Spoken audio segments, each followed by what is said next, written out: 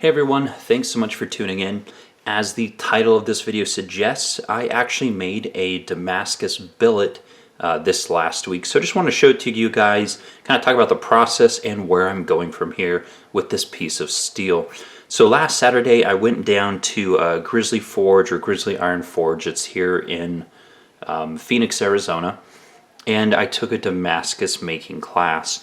Now this was actually a gift from a friend of mine. He and I attended it together.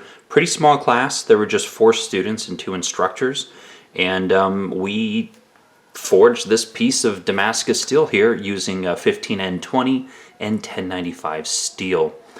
So it was a really interesting experience. Like I never really considered, going down and forging my own steel. It just wasn't really something on my radar. So this was a really unique experience for me to kind of see what that's like and work with my hands. And let me tell you, first of all, it's a lot of work. It took about 5 hours to get it all done. Obviously, if you know what you're doing and you're really proficient, I'm sure you can do it significantly quicker. But for someone doing it for the first time, it did take quite a bit of time. So, here's my piece of steel.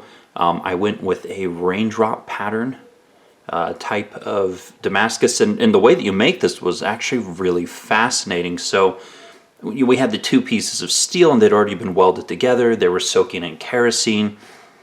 We went through, we smashed those together, using the hydraulic hammer, using the forge, and then cut it in half. And then we had to go in and completely flatten the 2 pieces out so it could be welded back together, and then, hammered out again. So again, a lot of work, really interesting, really unique. The way that the raindrop pattern made is actually with a drill press. You just drill into each of these holes, and then you go through and you flatten it out again, and you end up with this cool pattern. So again, super unique, a lot of work. Where am I going from here with this piece of steel?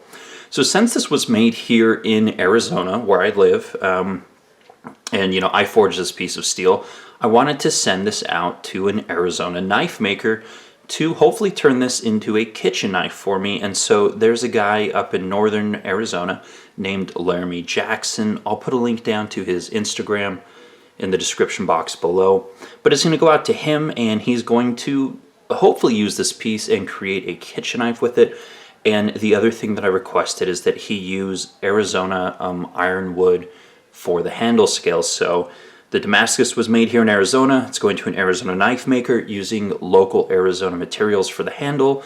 And to me, that's kind of the fun of this project. It's just 100% Arizona. I mean, as much as it can be, or, I think you guys kind of get the idea, or the theme that I'm going with. So I'm about to ship this out to him. Really excited to see what he can do with it, assuming he can do anything with it. I mean, this was made by me, and I don't know what the hell I'm doing. So it could be that as he gets into this piece of steel, or he begins to heat treat it, there may be a problem with the steel. Something may have not, lined up or sealed properly. I mean, I'm fully aware that the steel may not be any good once you start to work with it. And, that's no reflection on the instructors at the class. It's just that happens with steel from time to time, especially when you've got a complete noob, forging it. So if it works out and it does turn into a kitchen knife for me, I will be absolutely ecstatic.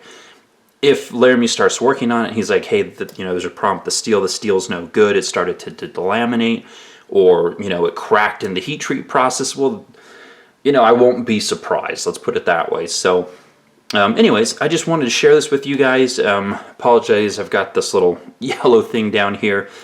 It was dipped in, obviously, acid to bring out the pattern, and then it was starting to oxidize super quick, so I cleaned it off with, some ballistol here to keep it from oxidizing too crazy while it gets shipped out. So yeah, anyways, that was kind of this adventure here, this fun project. As far as whether or not I really want to, kind of get into like the forging and blacksmithing and knife making, not really. While I enjoyed it, and I really enjoyed the opportunity to appreciate even more the work that goes into some of the knives that we enjoy, I just don't have the time or energy to really pick up another, basically full-time hobby. It's either, I completely stop doing Instagram and YouTube and I focus on something like this, or I keep doing what I'm doing and, I do this kind of as a one-off and I appreciate it for what it is. So to you guys who are out there, making your own stuff and working with your hands and, sweating under a forge, I mean, it's work. It's a lot of work. So, but again, really great experience. Really grateful to my friend who, surprised me with the class. It wasn't anything I was anticipating, but yeah, just turned out really cool. So I've rambled on for quite some time here.